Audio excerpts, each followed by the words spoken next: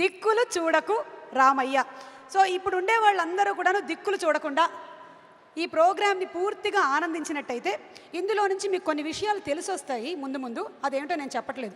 So ఇవాళ audio release కార్యక్రమంలో something డిఫరెంట్గా చేద్దాము, రొటీన్ కన్నా భిన్నంగా అనుకున్నాము.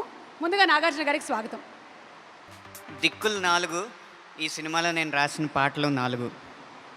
చిన్న సినిమాలకి పెద్ద దిక్కుగా ఉన్న సాయి గారు నిర్మించిన సినిమా కాబట్టి చిన్న సినిమాలను ప్రోత్సహించాలన్న ఉద్దేశంతో మా సంగీత ప్రపంచానికి పెద్ద దిక్కుగా ఉన్న కీరవాణి గారు ఈ సినిమాని చేయడం జరిగింది.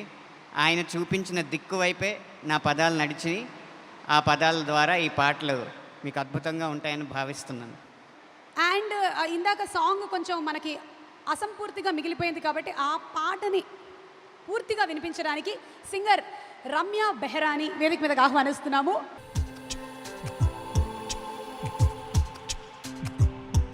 తెరచాపలా తెలి మబ్బులా తెల దూది పింజలా చిగురాకులా చిలకి కళ రెలు పువ్వు రేకులా పిల్లలు దిన సబ్బు కూరల ఉల్లిపాయపై పొరల పరువాలు దాచే వీలు లేక తాళలేక పైకి వెళ్ళే బయటలాగా తేలిపోతున్నా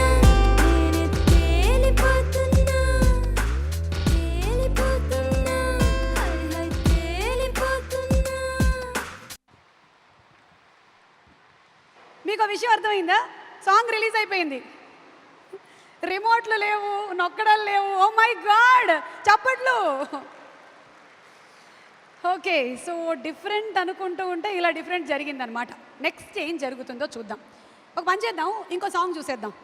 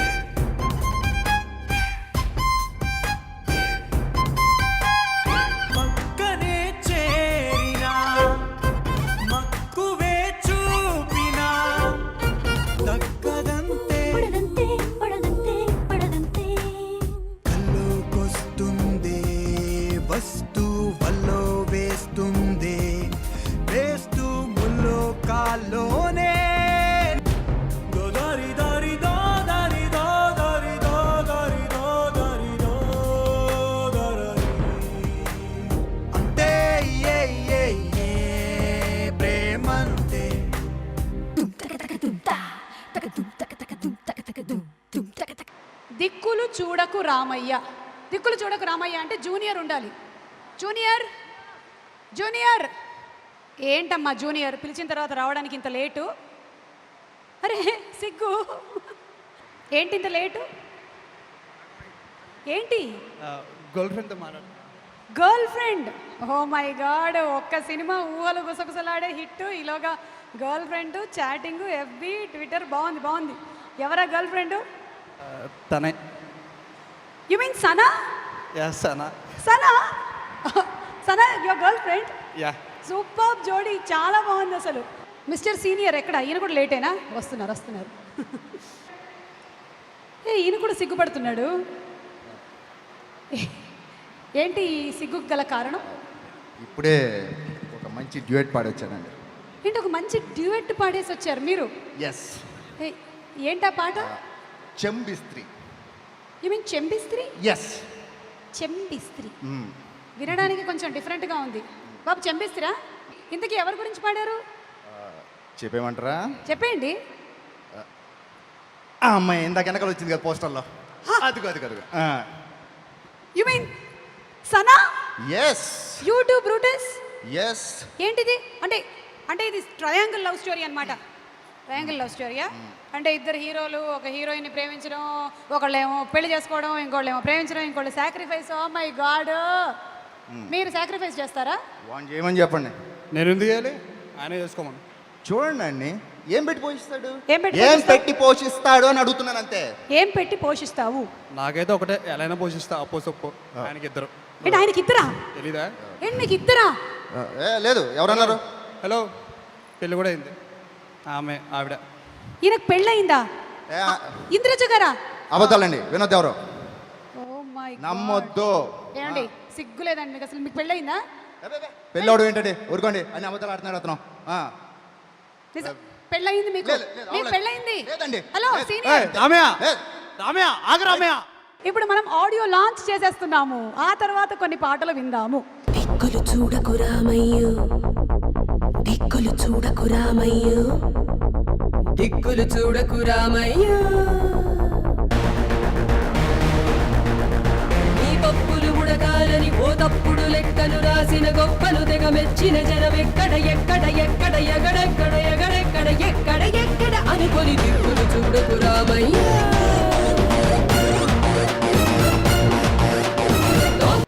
అందరికీ నమస్కారం. కోటి నాకు రాజన్న సినిమాలో పరిచయం. రాజమౌళి గారు నాకు ఒక సాంగ్ చేశారు దాంట్లో, కానీ ఫుల్ ఫిల్మ్ చేయలేదు. ఒక సాంగ్ మాత్రం చేశారు. తర్వాత ఆ సాంగ్ కూడా కొంచెం చేసి కోటిని నాకు అప్పచెప్పి వెళ్ళారు. అండ్ అబ్బా, రాజమౌళి గారు వెళ్ళిపోయారు అమ్మయ్య అనుకున్నాను. కానీ రాజమౌళి గారి కన్నా కోటి నన్ను వదలకుండా, ఒక్క షాట్ కూడా వదలకుండా బ్రహ్మాండంగా తీశాడు. అండ్ యాక్చువల్గా చెప్పాలంటే నా కెరియర్లో it's one of the best songs. And దాని తర్వాత కోటి మీద నాకు చక్కటి ఇంప్రెషన్ వచ్చి తనతో ఒక సినిమా చేయాలని, తనతో ఒక సినిమా చేయించాలని చాలాసేపు కూర్చున్నాం. చాలా రోజులు కూడా నాతో పాటు తను ఒక స్టోరీ మీద వర్క్ చేశాడు.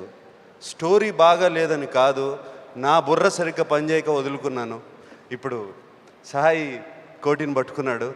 అండ్ దాని తర్వాత ఈ సినిమా పెద్ద సక్సెస్ అవ్వాలి Koti. It should be one of very very very very big hit. దాని తర్వాత మళ్ళీ నీ దగ్గరికి వస్తాను నేను. And all the best. And అలాగే సాయి పెద్ద డైరెక్టర్లతోనే కాకుండా చిన్న డైరెక్టర్లతో కూడా చేయటం. అండ్ ఈ టైంలో కేవలం కంటెంట్, ఓన్లీ కథ మీద అతను నమ్మకం పెట్టి సినిమా తీయటం. అండ్ అందుకనే అతనికి వరుసగా ఈగ కానీ, అందాల రాక్షసి కానీ, దాని తర్వాత Oohalu Gusagusalade, legend, all these films have been a very big hit. Sai, నీలాంటి ప్రొడ్యూసర్స్ ఇండస్ట్రీస్కి ఎంతో అవసరం. Thank you. ఓకే, సో మనం ఇవాళ జూనియర్ సీనియర్ మాట్లాడుతున్నాము. అలాగే మ్యూజిక్ లాంచ్ కాబట్టి మ్యూజిక్ లాంచ్లో చాలా ఇంపార్టెంట్ డిపార్ట్మెంట్ మ్యూజిక్ డిపార్ట్మెంట్. ఈ మ్యూజిక్ డిపార్ట్మెంట్లో జూనియర్ ఎవరు? ఎవరు జూనియర్ ఎవరు?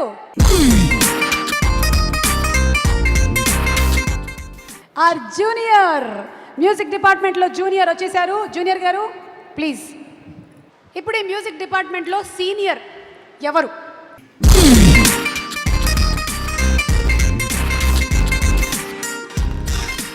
వచ్చేసారు సీనియర్. సీనియర్ గారు మీకు ఇదే మా స్వాగతం. ఈయన కంగారు పడిపోయి లేచేశారు సార్. కూర్చోండి. జూనియర్ కూర్చోండి. ఈ కుర్చీలో కూర్చోక తప్పదంటారా? తప్పదండి, ఒకసారి కూర్చోండి. ఓకే. అబ్బా ఎంత బాగుందో.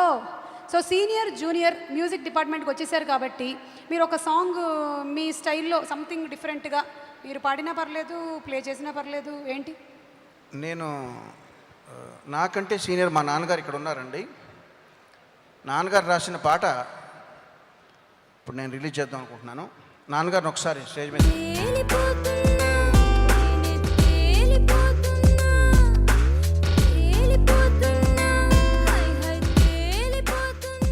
మా నాన్నగారు నాకంటే సీనియర్ అండి, దినేష్ నాకంటే జూనియర్. అంటే నేను ఇద్దరికి వారధిని అన్నమాట. ఈ సినిమాలో అన్ని పాటలు అనంత శ్రీరామ్ రాశాడు. నాన్నగారు ఒక పాట రాశారు, చాలా కీలకమైన పాట అది. ఈ పాట రాసింది నాన్నగారు అయితే చక్కగా ఆలపించింది మీకు అందరికీ గుర్తుండే ఉంటుంది. ఖలేజా సినిమాలో సదాశివ సన్యాసి అనే పాట పాడిన రమేష్ వినాయక్ నా క్లోజ్ ఫ్రెండు, ఆయన చక్కగా పాడాడు.